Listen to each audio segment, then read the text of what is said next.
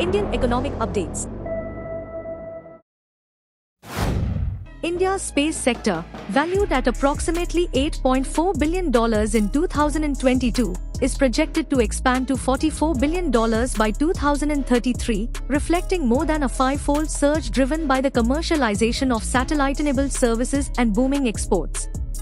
A new report by Federation of Indian Chambers of Commerce and Industry highlights a strategic shift from traditional hardware and launch missions toward monetizing downstream services, satellite communication, Earth observation, and navigation, in sectors ranging from agriculture and telecom to infrastructure and disaster management. Satellite communication alone could contribute $14.8 billion by 2033, while Earth observation services may account for $8 billion.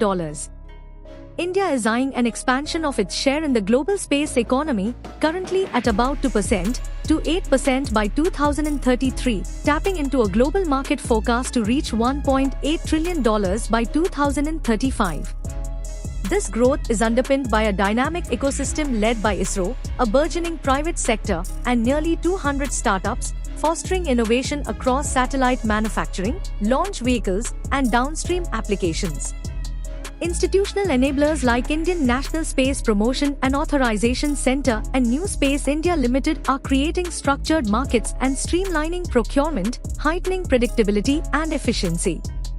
Recent initiatives reinforce this momentum. The government unveiled a 10 billion rupee fund for space startups, and approval for Gaganyaan, India's human spaceflight program, and the Bharatiya Antariksh Station targets key milestones through the late 2020s and into the mid-2030s.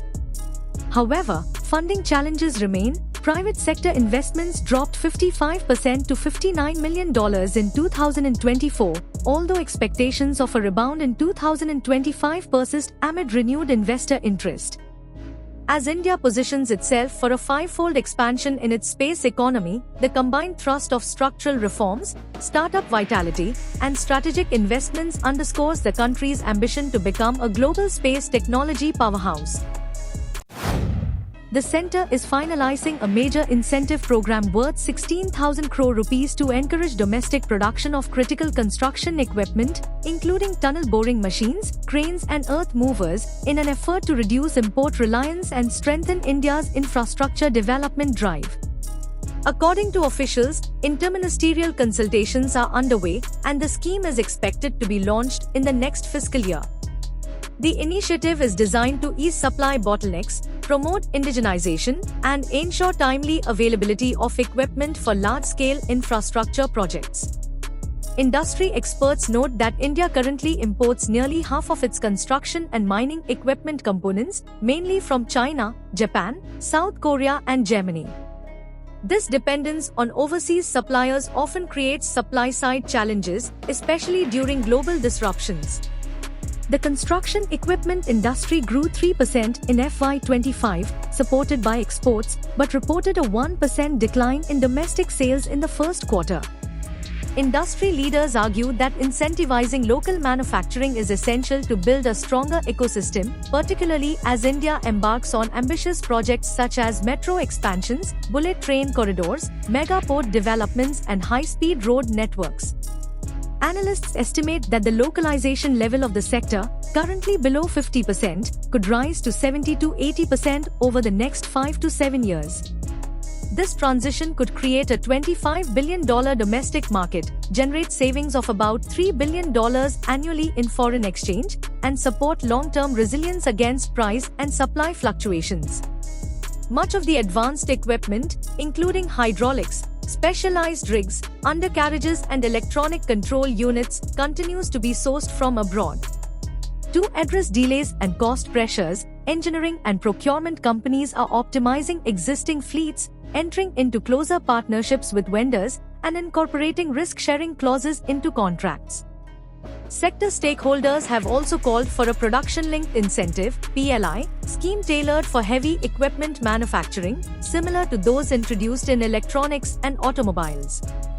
As part of its infrastructure roadmap, India aims to quadruple port capacity by 2047, expand high-speed road networks to 200,000 kilometers, add new rapid rail and metro corridors, and advance bullet train projects. These initiatives are expected to sharply raise demand for indigenized construction machinery, making domestic capacity building a strategic priority.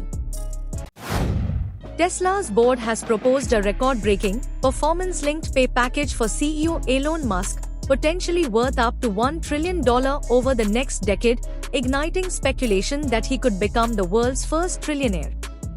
The compensation hinges on aggressive targets including increasing Tesla's market capitalization from approximately $1 trillion to $8.5 trillion, literally reimagining the company's future. The package is structured into 12 tranches, each tied to operational and financial milestones, delivering 20 million vehicles total, securing 10 million paid full self-driving subscriptions, deploying 1 million robotaxis, and producing 1 million Optimus humanoid robots, while reaching $400 billion in annual earnings. Analysts and industry watchers see Tesla's valuation path largely driven by AI and robotics. ARK Invest projects that the robotaxi business alone could be worth nearly $951 billion annually, while Musk has touted that robots might account for 80% of Tesla's future value. Despite Tesla's current hurdles, including declining EV sales and rising competition, leadership argues that Musk's retention is vital amid this strategic pivot. The board approved an interim $29 billion stock award in August to secure his leadership during the transition period. Critics question the sheer scale of the package and its implications for governance and dilution, especially in light of Tesla's move from Delaware to Texas, where shareholder challenge thresholds are now higher. Shareholders will vote on the proposal at the Tesla's annual meeting. If fully enacted, Musk's ownership could exceed 25%, further cementing his control and potentially crowning him the first trillionaire.